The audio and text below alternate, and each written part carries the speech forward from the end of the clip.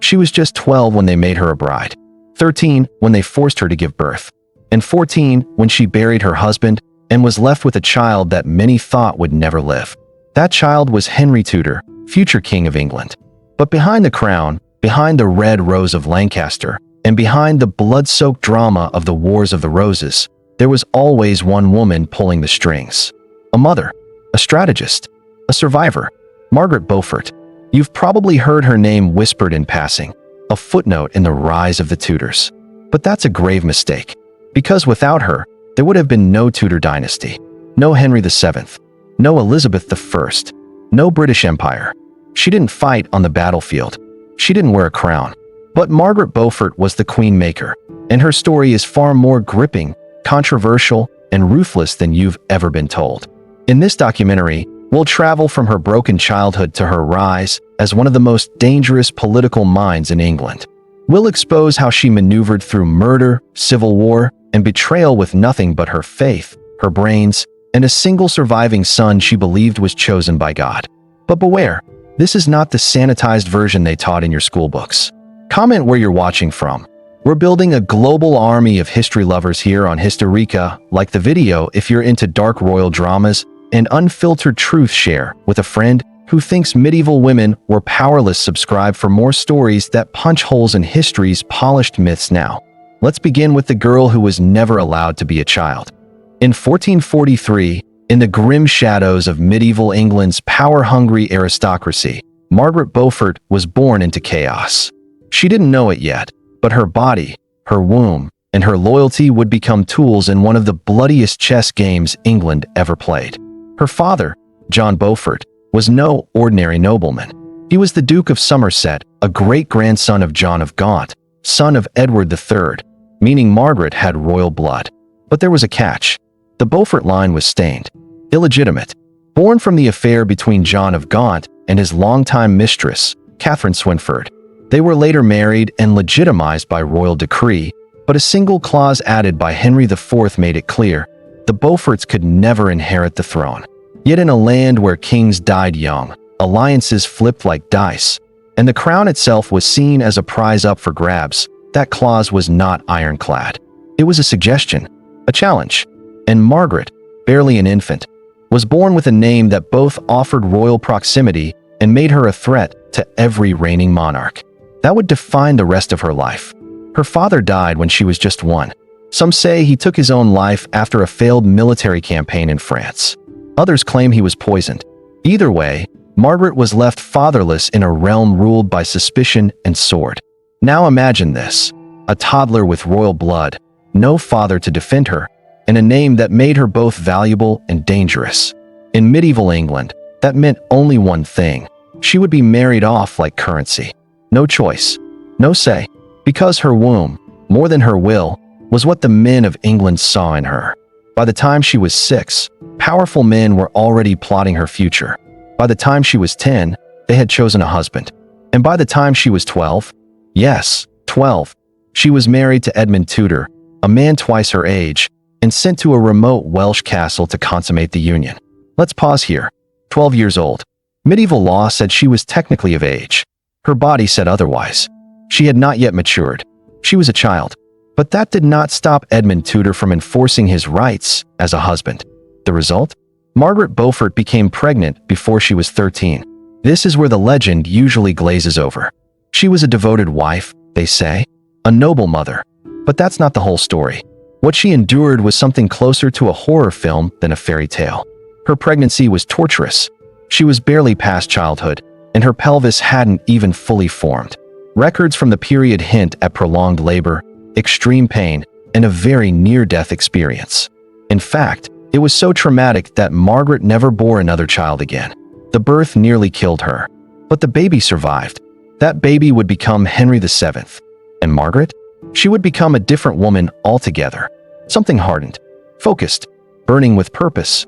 Because in that bloody moment of survival, lying in a bed soaked with her own pain and blood, Margaret Beaufort became convinced of one thing: God had spared her and her son for a reason. It wasn't a comforting thought. It was a divine mission, a dangerous one that would see her defy kings, betray families, spy, scheme, and risked death time and time again, all to protect the child who had nearly destroyed her body and would one day wear a crown. But before she could rise, she had to play the widow. Edmund Tudor died of plague before Henry was even born.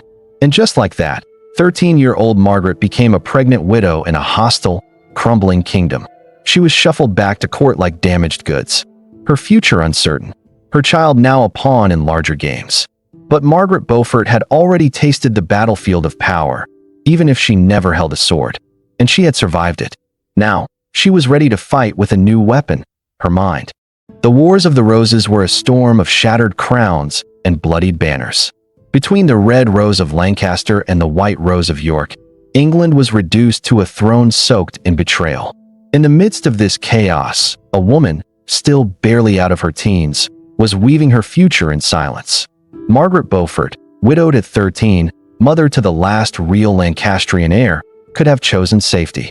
She could have remarried quietly, raised her son in peace, and faded into the background of history. But Margaret didn't believe she was in the background. She believed she was at the center. And she was right. With her husband dead and her child now the last flicker of hope for the House of Lancaster, Margaret faced immediate danger. She couldn't raise Henry herself. He was too valuable. So at just a few months old, her infant son was taken from her and placed in the care of William Herbert, a Yorkist loyalist. Let that sink in. Her only child, her legacy, her reason for surviving, was handed over to the enemies of her house. Imagine the agony. And then imagine what that does to a woman like Margaret Beaufort. It doesn't break her. It weaponizes her. Publicly, she played the role expected of her, a pious, obedient widow. But behind the veil of obedience, Margaret began building a web of alliances, across enemy lines, across blood feuds, across religion. And she did it without raising a blade. Because Margaret understood something that many of the warlords of her day did not. Power was not always visible. Sometimes, the deadliest influence wore a cross and whispered instead of shouted. Her first strategic move? Remarriage. Not for love, for leverage. She married Sir Henry Stafford, a noble with Yorkist ties, but just neutral enough to keep her in the game. It gave her proximity to the York court, where she could observe, infiltrate, and scheme, all while secretly keeping channels open with Lancastrian loyalists in exile.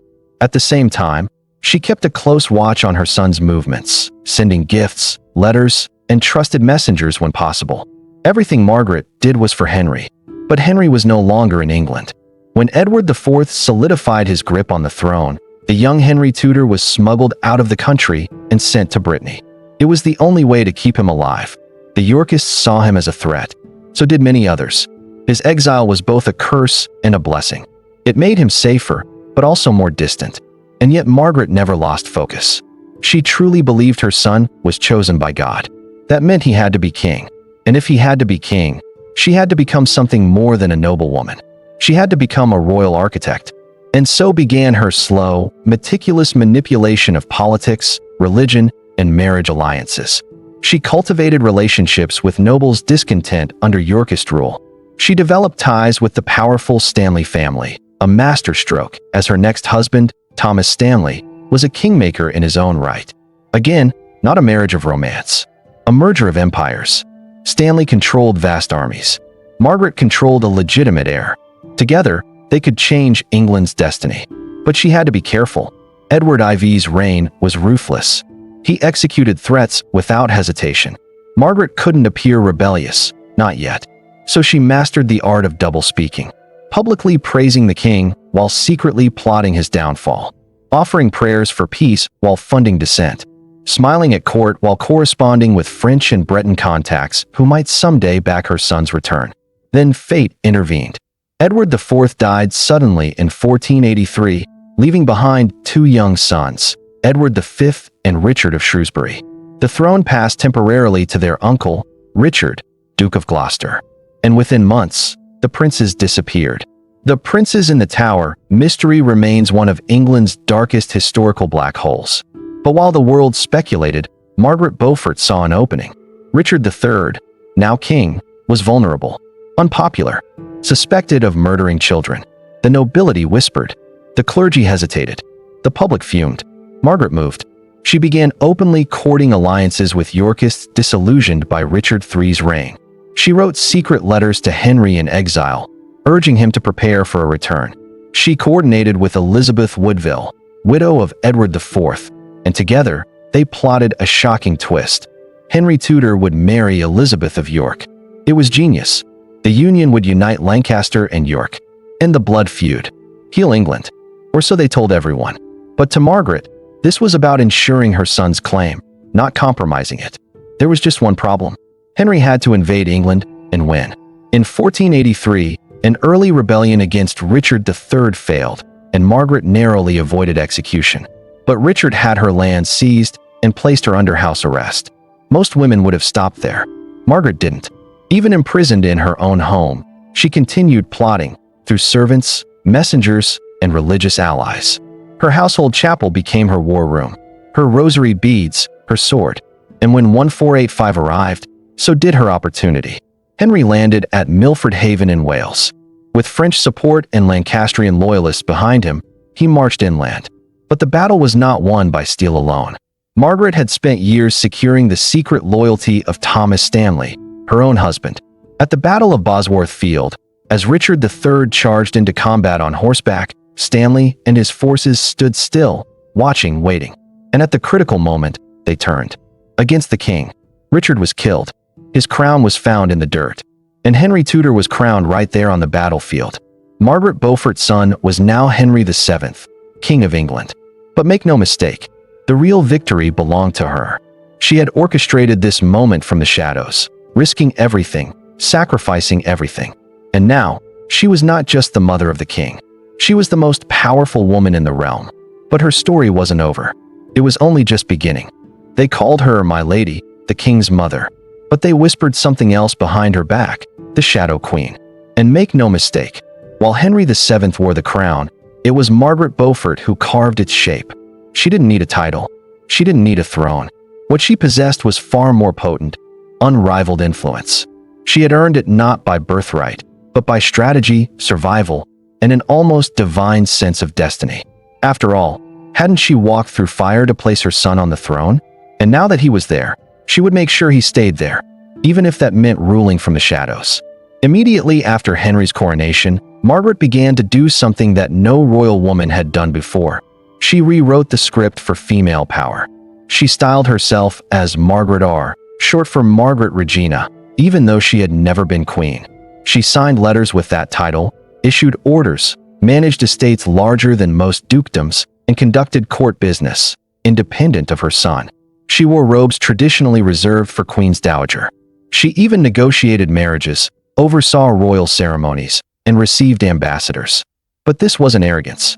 This was intentional, because Margaret knew something few others dared admit. Henry Tudor's claim to the throne was weak. He had no direct line from a reigning monarch. His right came from conquest, not consensus. That made his hold on power fragile. He needed legitimacy, and no one understood the machinery of legitimacy better than Margaret Beaufort. She controlled the narrative. She made it divine. She had long claimed that her survival after childbirth, and Henry's against all odds survival into adulthood, was a sign of divine providence. Now she doubled down. Her chaplains began subtly weaving this idea into sermons. Her scribes made references to Margaret's piety, sacrifice, and heavenly guidance. She painted herself as God's chosen vessel, the womb through which England's redemption had arrived. And the people believed it, not because it was true, but because Margaret made it feel true. She also made it very clear that no decision in the Tudor court would be made without her knowledge. She established her own council, yes, her own, separate from the king's. She appointed secretaries, auditors, and legal officers to oversee the vast Beaufort estates and beyond. She held court at Collyweston and made it a parallel seat of power. Nobles and bishops paid visits to her almost as often as they did to the king himself.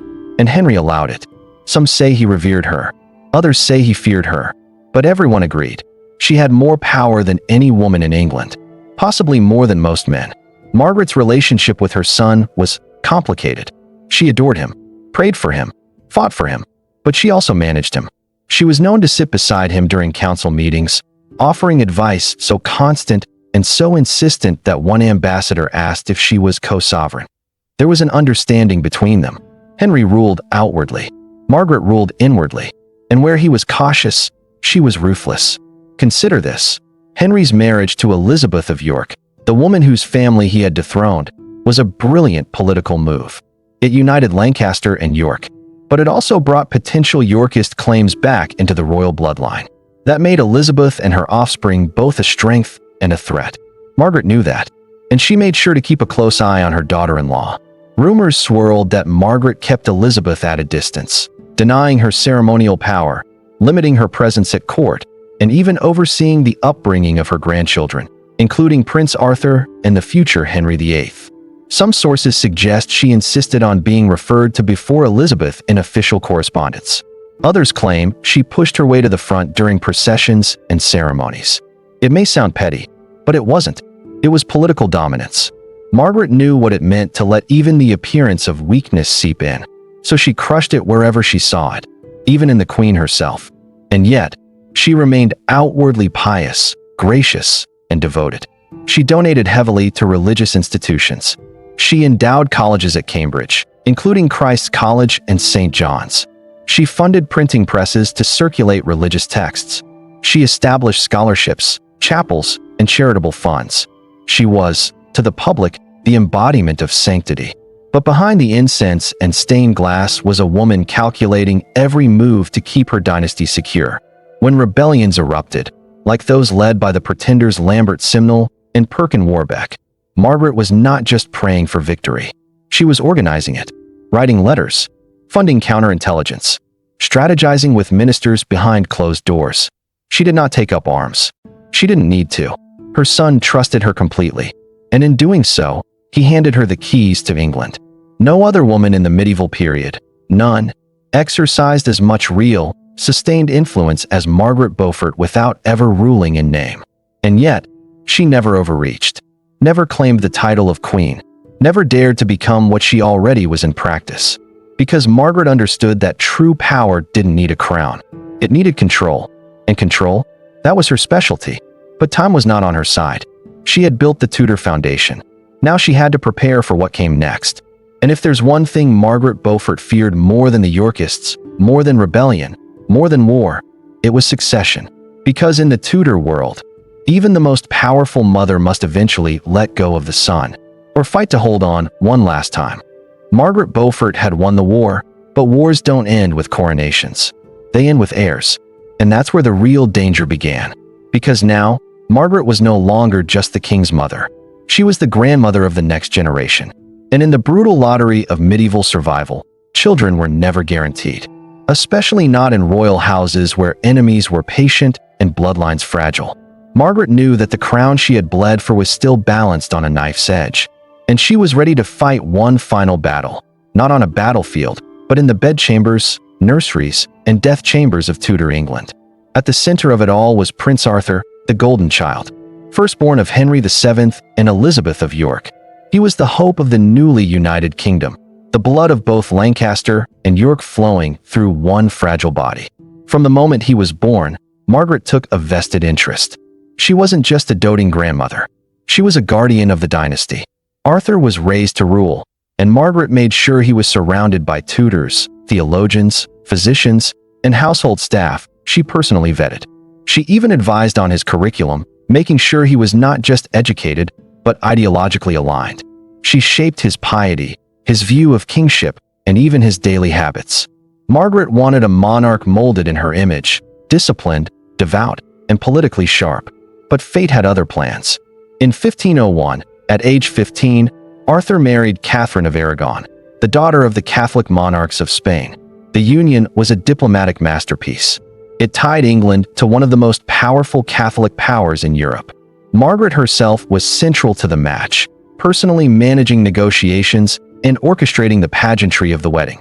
But 5 months later, tragedy struck. Arthur fell ill and died. The official diagnosis? This sweating sickness.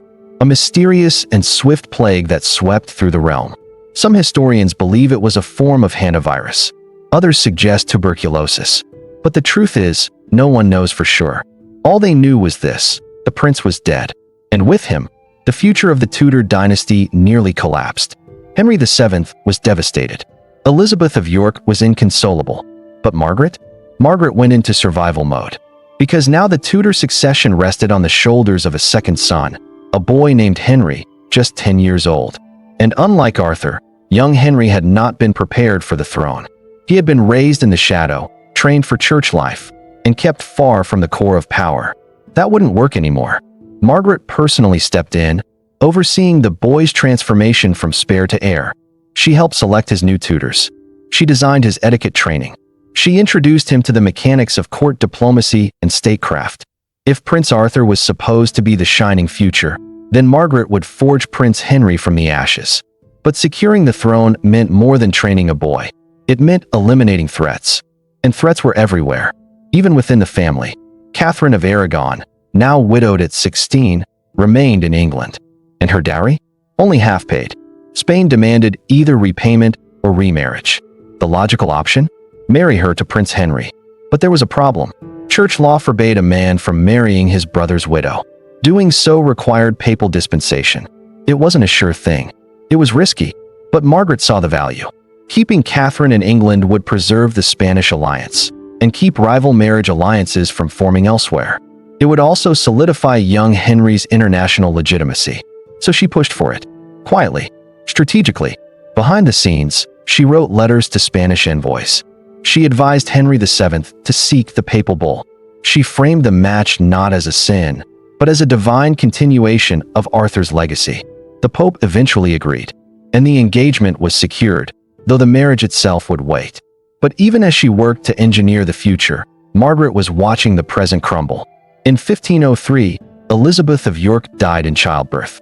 Henry VII, once a firm monarch, began to withdraw into grief.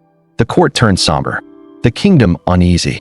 Margaret stepped in once again, coordinating court affairs, comforting her son, even accompanying him on diplomatic outings. She became, for a time, the kingdom's de facto queen, not in name, but in visibility. By now, she was in her 60s, an ancient age by Tudor standards, but her grip had not loosened. If anything, her influence had grown stronger. She controlled vast wealth, received foreign ambassadors, and corresponded directly with church leaders and European royals. Even as her body weakened, her mind stayed razor-sharp. And she wasn't finished yet. In 1509, after years of illness and exhaustion, Henry VII died. The moment Margaret had been both preparing for and dreading finally arrived. Her son was dead. Her grandson, now 17, was king. And the Tudor legacy hung in the balance. In those final weeks, Margaret moved swiftly. She arranged her own place in the new coronation. She ensured that Henry VIII's early council was filled with trusted allies. She approved court appointments.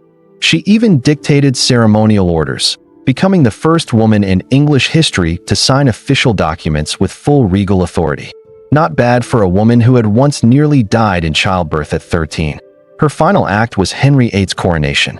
She stood there, frail but unbowed, watching the crown she had fought to place on her son's head now pass to her grandson. It was the end of her war. 72 days later, Margaret Beaufort died. Some say she died satisfied. Others say she died worried. She had built the dynasty, but she knew better than anyone how quickly crowns could fall. And as history would prove, her grandson would not inherit her restraint. But Margaret Beaufort left behind more than a name. She left a dynasty, a legend, and a kingdom shaped by her will. They buried her in Westminster Abbey, beneath carved stone and behind solemn glass, not far from the dynasty she created. No grand marble effigy, no crown atop her grave, just a Latin inscription that reads like a holy woman's epitaph. But make no mistake, Margaret Beaufort wasn't remembered because she prayed. She was remembered because she won. And she didn't win like the men did. She didn't swing a sword. She didn't ride into battle. She didn't sit on a throne. But in the game of dynasties, she outplayed them all. Her legacy wasn't carved in bloodshed, but in paperwork, marriages, treaties, inheritance laws, religious patronage, and quiet influence. She understood what many kings never did. Real power doesn't scream. It whispers behind the throne. It blesses heirs. It controls who enters the chamber and who doesn't. And it survives. In modern terms, Margaret Beaufort was a master strategist, political operative, public relations architect, and succession manager rolled into one. She did it all from behind the veil of piety and propriety, without ever challenging the gender norms of her time publicly, while absolutely demolishing them in practice. Let's be clear, she wasn't universally loved, and she wasn't always kind. Many viewed her as cold, severe, even fanatical. She was said to rise before dawn every day for mass, fast frequently, and wear a hair shirt beneath her clothing, a painful form of religious devotion. But even that served a purpose. It made her appear untouchable, holy, dangerous to criticize. When Margaret spoke, people listened, whether it was God's voice behind her or something far more calculated. She gave vast sums to Cambridge, founded Christ's College, and began the endowment for St. John's College, funded printing presses to spread religious scholarship. She educated priests, wrote statutes, and governed her estates like a monarch. She wasn't just investing in souls. She was building intellectual and political influence that would long outlive her body. But her most brilliant legacy? The blueprint she left behind. You see, Margaret Beaufort didn't just raise a son. She engineered a dynasty. She created a model of political motherhood that future royal women would imitate and re-engineer, sometimes for good, sometimes for power, often for both. Catherine de' Medici, Maria Theresa, Victoria. Even figures in modern monarchies and political families owe something, subtly or directly, to Margaret's strategy: raise the child, shape the court, steer the policy from the shadows, and let the world believe the man is in charge. It's not just royalty. You see this model in political dynasties today. The kingmaker mother, the background strategist, the behind-the-curtain operator who doesn't chase attention but pulls the strings anyway. That's Margaret's true legacy. Yet history, as it often does, tried to tuck her away. For centuries, she was flattened into the image of a pious, noble woman, a dowdy matron, a silent supporter. Schoolbooks mentioned her only in footnotes, mother of Henry VII, as though giving birth to a king was the beginning and end of her relevance.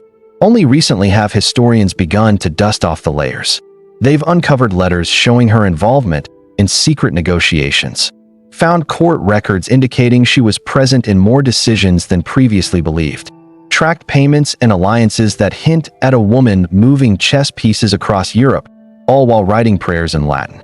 Some modern scholars have called her manipulative, controlling, a holy tyrant in a wimple. And honestly, they're not wrong. But neither are they insulting her. They're just finally seeing her clearly. Margaret Beaufort was not some tragic child bride or passive mother. She was a force.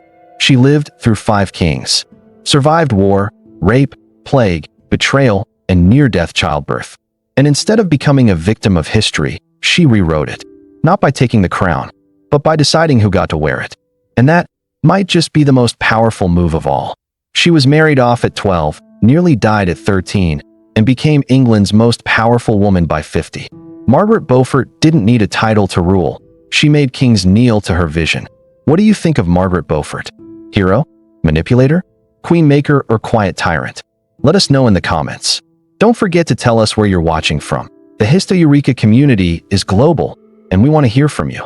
Like this video if you believe forgotten women in history deserve the spotlight.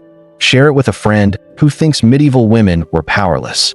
Subscribe to Histoeureka for more raw, unfiltered royal history that schoolbooks left out. And remember, sometimes the most dangerous person in the room isn't wearing the crown.